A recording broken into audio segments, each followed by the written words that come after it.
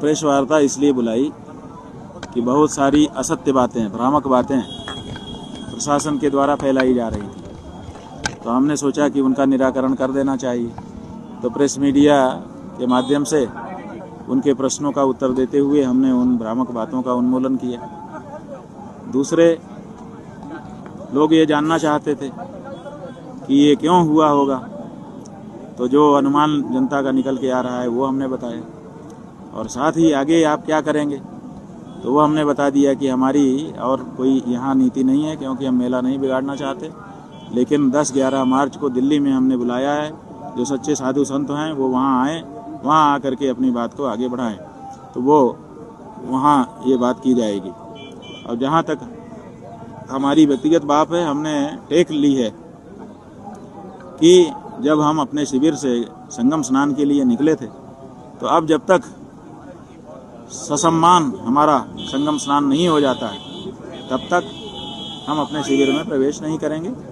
जहां हमको प्रशासन बाहर बैठा गया है, अब हम फुटपाथ पर ही रहेंगे, चाहे जितने मेले गुजर जाएं, अब ये टेक रहेगी हमारी। महाराज, एक तरफ सनातन धर्म की बात होती है, बांग्लादेश के हिंदुओं की बात होती है, मगर धर्म की नगरी में शंकराचार्य के साथ ऐसा कीर्त किया जाता है, क्या बात यह है, किसी से तो पता चलता है कि अपने देश में जो हिंदू हैं, जो हिंदू कह करके सत्ता में बैठे हैं, वो छद्म हिंदू हैं।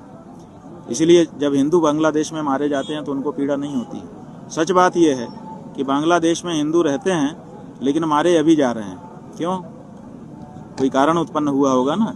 कारण यह है कि बांग्लादेश के मुसलमानों ने जिस शेख हसीना को गुस्से होकर के भगाया, उसको इन्होंने रेड कारपेट बिछा करके अपने यहाँ रखा हुआ है। बांग्लादेश के मुसलमान भारत के विरुद्ध धारणा बना रहे हैं कि भारत ने हमारी, जिसको हमने भगाया उसको रखा है। जो शत्रु का मित्र है वो भी तो शत्रु ही हो जाता है। तो अब वो भारत के खिलाफ तो कुछ कर नहीं सकते, तो वो सोचते हैं कि हिंदुओं के खिलाफ हम अपना आक्रोश निकालें। तो बांग्लादेश में रहने वाले हिंदुओं के खिलाफ अत्याचार हो रहा है, इनको कोई फर्क नहीं पड़ता है। पीछे सरकार का, तो इसलिए सरकार का ही तो कारण, तो सरकार बन रही है ना। अगर शेख हसीना को यहाँ न रखते तो बांग्लादेश के मुसलमान भारत के प्रति नाराज न होते, तो भारतीय मान करके, हिंदू देश मान करके हिंदुओं को परेशान न करते। तो कहीं न कहीं हमारी जो सरकार है उसी के कारण तो आज हिंदू मारे जा रहे हैं। आपके साथ ऐसा क्यों होता है कि आप गाँव माता? भाई, हम सच बोल देते हैं। ये लोग चाहते हैं कि ये जो कुछ करें, ये गौ हत्या भी करें तो भी हम इनकी हाँ में हाँ मिलाएं, कहें बहुत अच्छा बहुत अच्छा। ये हमसे पता नहीं कि होता नहीं, स्वभाव भगवान ने देके भेजा नहीं है, तो हमसे होता नहीं है। ये इनको पसंद नहीं आता है, तो इसीलिए हमको परेशान करते रहते हैं। कल भी हमको अपमानित करने की चेष्टा इसी कारण से इन्होंने की है। आगे अगला क्या करना होगा? हाँ, आगे अगला आपका क्या रुख होगा? आगे हमारा रुख ये है कि मेले में तो हम कोई व्यवधान डाल नहीं रहे।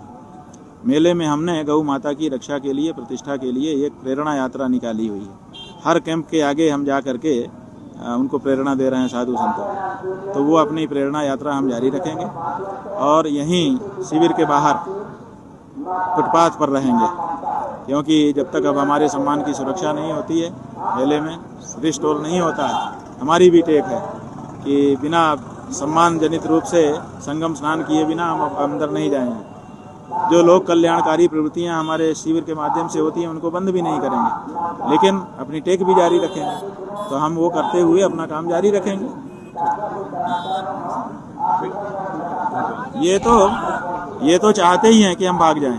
हमसे जुड़े रहने के लिए हमारे YouTube चैनल को सब्सक्राइब करें और नई वीडियो की नोटिफिकेशन के लिए बेल आइकॉन को दबाएं।